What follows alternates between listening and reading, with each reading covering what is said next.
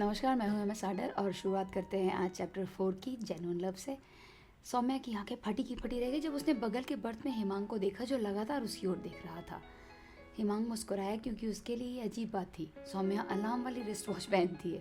सौम्या सुबह 5 बजे उठ गई और वो तैयार होने के लिए सीट से उतरी। जैसे ही वो बेसिन की ओर पहुंची, गेट के पास हिमांग डीप ब्रीदिंग एक्सरसाइज कर रहा था। वो उसे देखकर चौंक गई, लेकिन उसने उसे अनदेखा कर दिया और इस बेसिन के इस्तेमाल में लग गई और दूसरे डिब्बे में चली गई। 20 मिनट के बाद जब वो वापस आई, उसने अपने होठों को दांतों के बीच में भींच लिया और बड़बड़ाई। अब तक ही वो सनकी फौजी अपने बर्थ पर जा चुका होगा, लेकिन उसे आश्चर्य हुआ कि हिमांग अभी भी वहीं खड़ा था और उसे घूर रहा था। जैसे ही वो नडिगढ़ स्टेशन पर पहुंचे, ट्रेन धीमी हो गई। सौम्या ने अपनी बर्थ की ओर दौड़कर अपना बैग उठाया और साथ ही दूसरे गेट से उतरना के लिए तय किया। हिमांग सौम्या को तब तक देखता रहा जब तक स्टेशन के मेन गेट के वो बाहर नहीं निकल गई। राहुल ने हिमांग का बैग उठाकर उसे थमा दिया। फिर उसके बर्थ कंधे पर हाथ रखकर उसने कहा, क्या तू उसके साथ रहने वाला? अबे यार, क्या तेरा दिमाग खराब हो गया है? मर्द बन मर्द, अपने इमोशंस को कंट्रोल कर। साला वो तुझे घास नहीं डाल रही थी और तू, अरे कुछ से कुछ सीख यार। कितना फोकस थी वो औरत यार, और वो अपने काम पर गई और तू उसे देखकर यहाँ पे टाइम पास कर रहा। अब चल और उसे भूल जा। स्टेशन के बाहर ब्रगोरा टास्क फोर्स यूनिट की उनकी ग्रे कलर की जीप से उनका इंतजार कर रही थी। ठंड के कारण काफ़ी बाहर कोहरा था और ये सभी सुबह 6:35 बजे ब्रेवहार्ट एक अकेडमी के हॉस्टल पहुँचे। उनके रैंक के अनुसार ब्रेवहार्ट एकेडमी के हॉस्टल में विभिन्न विंगों में अलग कर दिया गया था। हॉस्टल में घुसने के बाद राहुल दूसरे अफसरों के साथ मस्ती कर रहा था, लेकिन हिमांग उनके बीच होकर भी वहाँ नहीं था। रवीश ने हिमांग की ओर एक सेब फेंका और कहा, जागो। हिमांग चीते की तरह तेज था। उसने तुरंत सेब को पकड़ लिया और फिर से रवीश की तरफ फेंक दिया। फिर राहुल ने कहा, हमें ऑफिस के लिए देर हो रही है। सब साथ नहाने के लिए दौड़ पड़े। कमांडर ने निजी सहायक को फ़ोन किया और कहा, हिमांग सर, कृपया आप आइए और कमांडर को आप ही अभी रिपोर्ट कीजिए। और राहुल सर, प्लीज़ अब उनको भी साथ लेकर आएँ। हवा काफ़ी सर्द थी। हिमांग अपनी वर्दी में अच्छी तरह से तैयार था, आसमान की ओर देख रहा था। उसने कहा, माँ, आपसे किए वादे के हिसाब से मैं हर दिन प्रोग्रेस कर रहा हूँ। आई लव यू माँ। कैप्टन हिमांग अपनी माँ के बहुत करीब था। वो एक स्कूल टीचर थी और वो हमेशा चाहती थी कि हिमांग एक मनोवैज्ञानिक बने, साइकोलॉजिस्ट। लेकिन कैप्टन हिमांग गौरवशाली सेना जीवन से काफ़ी आकर्षित थे। उनके आदर्श उनके पिता कर्नल शिवांग रावत, जो कि अब रिटायर्ड हो चुके थे।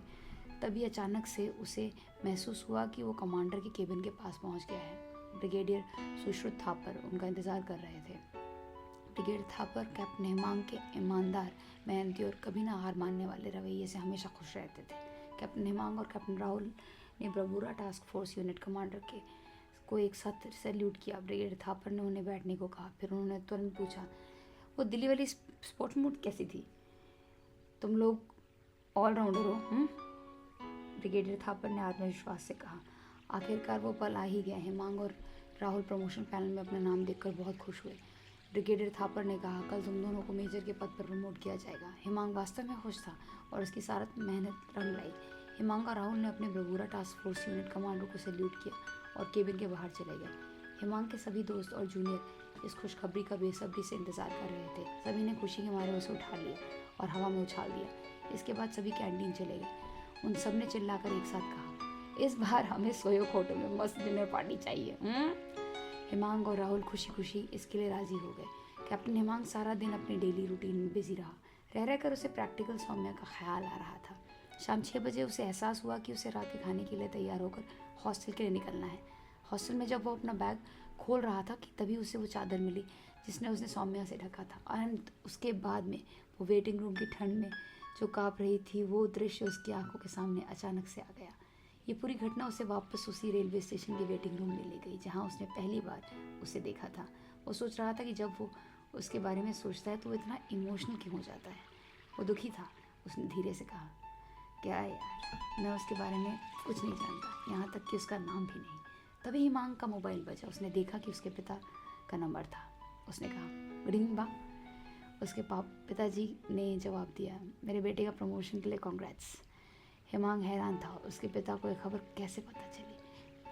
तब उसके पिता ने कहा, इसमें चौंकने वाली क्या बात है? राहुल ने मुझे कॉल करके ये खुशखबरी बता दी थी। मगर अभी भी ये एक ऐसी बात थी जो कि अपने हेमांग ने अपने पिता को नहीं बताई थी। आखिरकार के अपने हेमांग को ब्रिगेडियर सुश्रुत थापर ने पिता के दिल की बीमारी के आधार पर 3 महीने के लिए हॉस्टल की बजाय उसके पापा के साथ रहने की अनुमति दे दी थी। आज वो सिर्फ 3 महीने के लिए टेम्पररी रूप से अपने पिता के बंगले में उनके साथ रहने के लिए शिफ्ट होने वाला था।